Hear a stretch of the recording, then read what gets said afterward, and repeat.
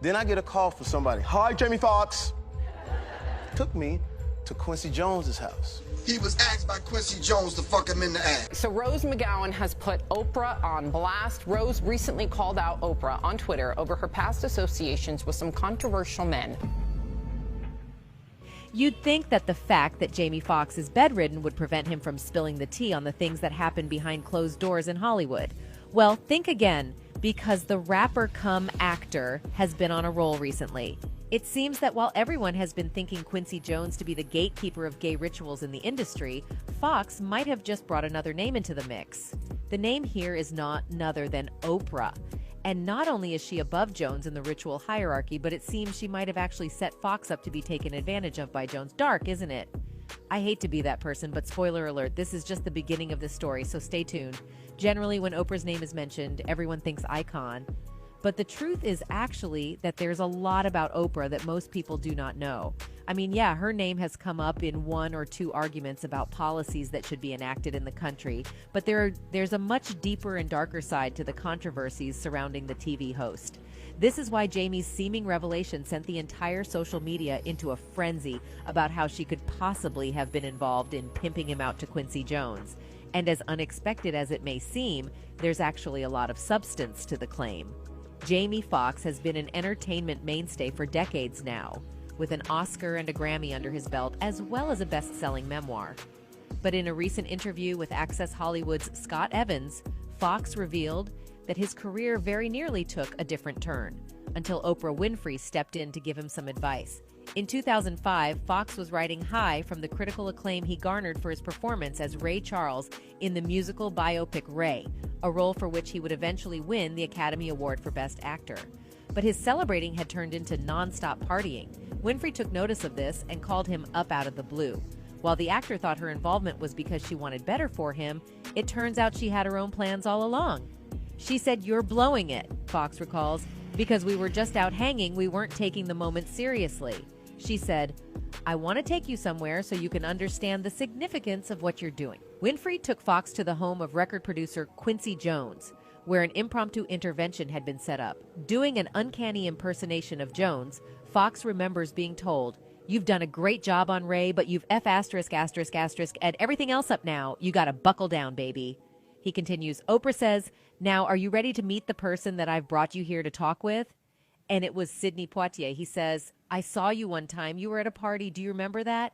I was like, "Yes," tears. And he says, "When I watched your performance, it made me grow artistically 2 inches.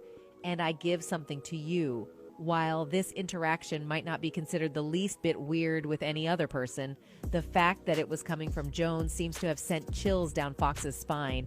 And I'll tell you why.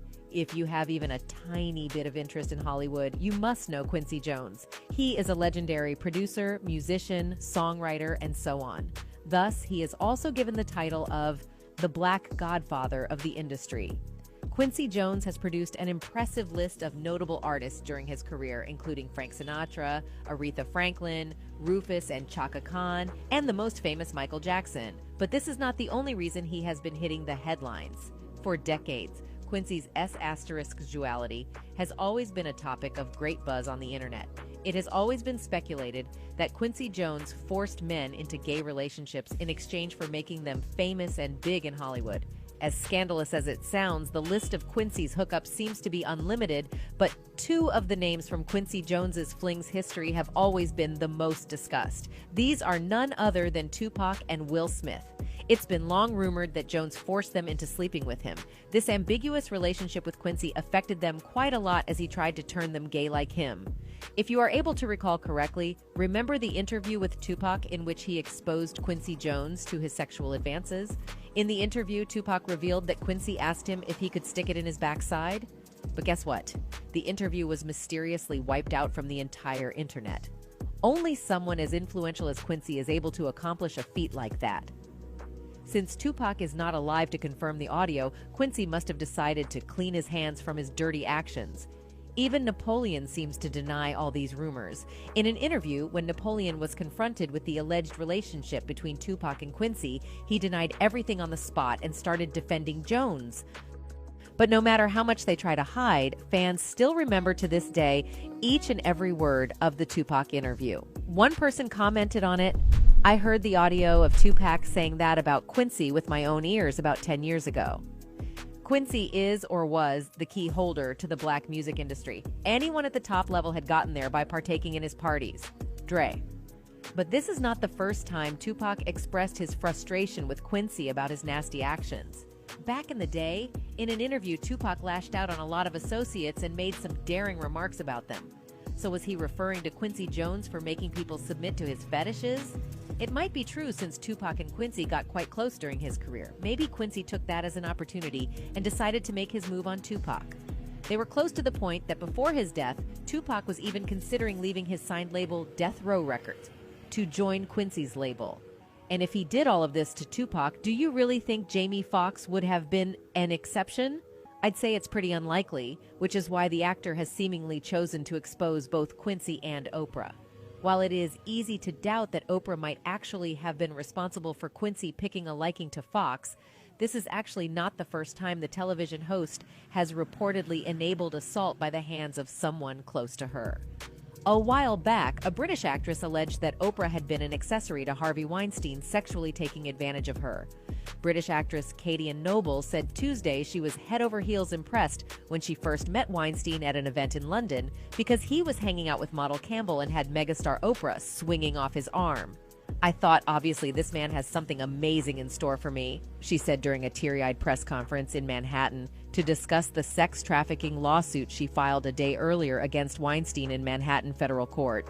After meeting Weinstein in London, Noble said she thought nothing of bringing her showreel to his hotel room when she saw him again in Cannes in February 2014.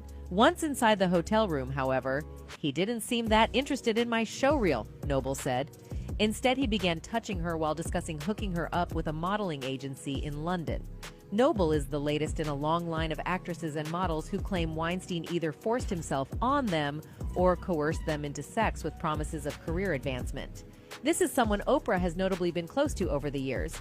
For those who may not know, Harvey Weinstein is an American filmmaker who rose to become the face of an abuser for the #MeToo movement. Per the news, 5 years ago, the story that had long been whispered in the halls of agencies and studios, as well as on film and television sets, finally became public. A series of bombshell articles revealed that Harvey Weinstein harassed and assaulted dozens of women for decades and used his power to bully them into silence. According to TMZ, Weinstein said Winfrey encouraged him to defend himself publicly, implying that the TV host might have actually been on Weinstein's side against so many women. However, her people said they never spoke directly and she was only interested in talking to him for a TV interview. Interestingly, Winfrey made no mention of Weinstein during her inspiring Golden Globes speech. She has made it clear during other public utterances on the scandal that the cultural shift underway went much further than Weinstein's crimes alone. Considering her relationship with Weinstein and all the dirt on his name, coupled with the fact that Jamie Foxx isn't the only one she's allegedly led into a lion's den, well, in this case, Quincy Jones's house, do you think it's far-fetched to believe this is something she's been doing for a while? Well, fans seem to believe the woman would do anything as long as it puts a couple of bucks in her pocket. One Redditor wrote, "This is not an unpopular opinion. I'm not disagreeing with you, but I think many people that have followed Oprah understand that she is a businesswoman first and has many times chosen money over morals. Who knows, maybe this is the end of the road for her, or maybe she'll scale through as she's done in the past." That's it for this video.